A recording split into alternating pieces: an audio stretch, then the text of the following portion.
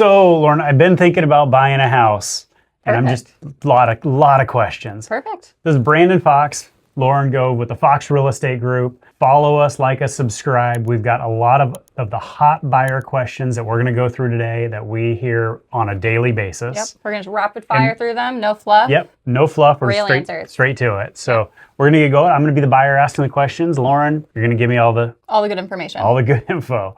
All right. Let's go. So let's start it off. So I want to buy a house.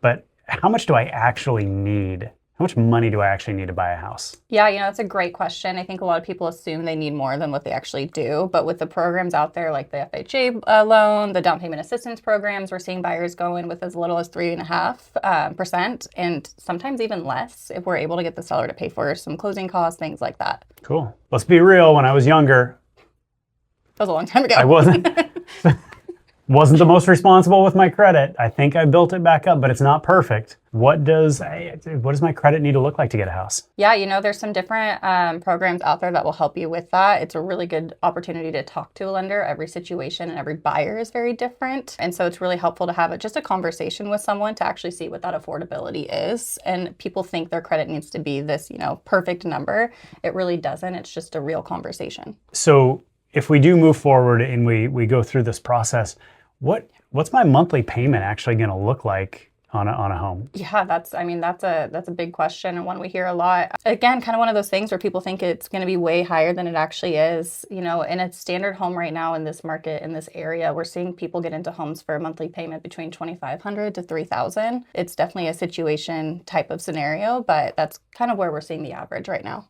Seems doable. Yeah, absolutely. So when we actually do get to a spot where I'm buying a house, right? Home inspection, how expensive is it? What do I have to do with that? Do I have to pay for it? Yeah, absolutely. So those are one of the things that the buyer does pay for offhand, and it's absolutely worth it. It's going to tell you all these things about the house that, when we go to that first showing, do you plan on getting into the crawl space or up in the attic at all? I'm afraid of spiders. Okay, me too. And I'll do a lot of things for you, but I don't know if I'm going to do that one. So we actually do hire a professional to come in, and they're going to share all these things, not necessarily the things wrong with the house, but things that you as a buyer should know before you purchase the home. All right. Yeah.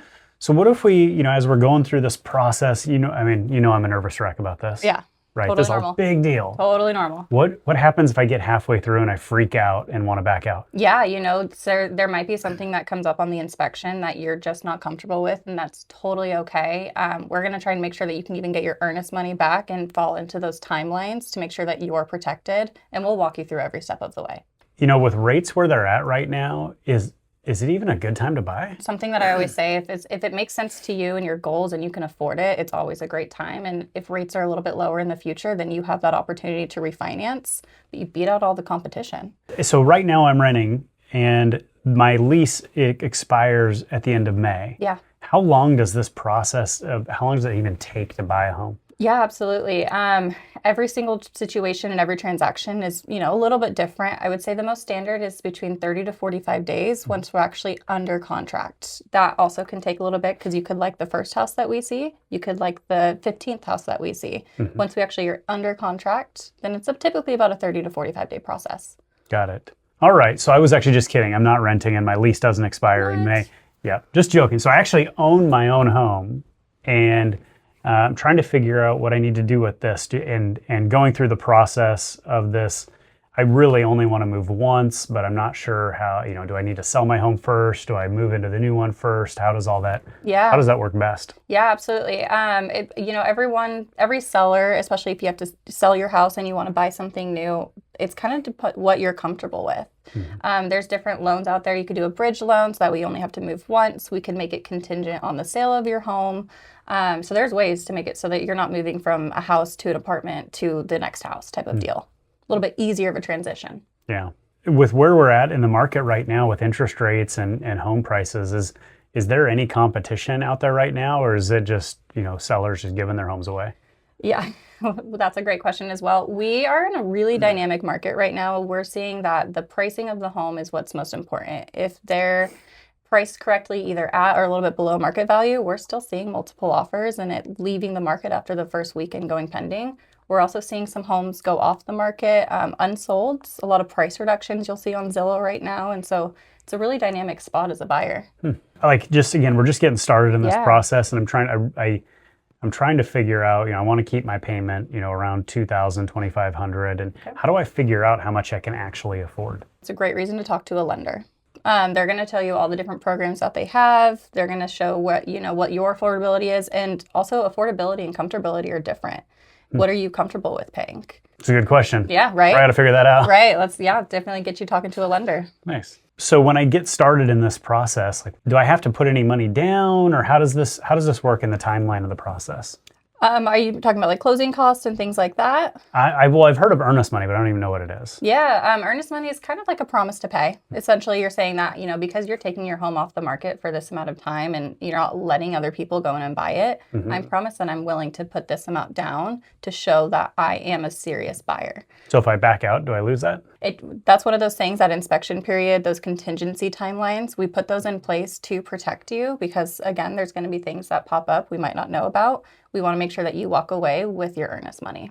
What kind of other closing costs am I going to have in there? Yeah, there's going to be title fees, lender fees, all of that stuff, where it's typically about 2 to 3% of the purchase price. It does based on the house itself and you as a buyer. But we're actually seeing sellers give a credit to help with those. Okay. So I saw a home that I like. I saw it hit the market, and it hit the market at $450. Yeah.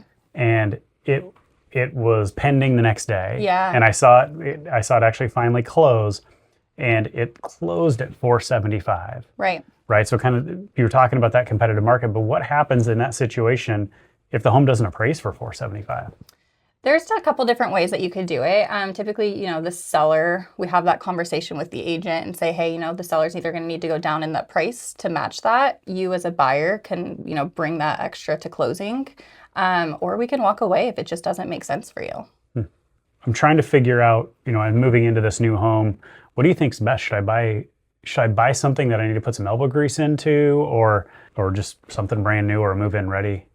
That's completely up to your comfortability. I have some buyers that don't, they don't really feel like lifting their fingers, and the moving part is the part for them. That's the stressful part, and they don't want to add any more to that. There's some people that have the funds or the ability to be able to put the sweat equity into that. So what is your comfortability with that? Oh, I like the idea of putting the sweat equity into it and getting a better return on it. Absolutely. Cool. Awesome. Well, that was a lot of the questions that we hear on a daily basis. And if you are looking for the answers, you have different questions, reach out to us, call us, DM us, text us, whatever it is, Fox Real Estate Group. Again, please like and subscribe for all things housing Southwest Washington.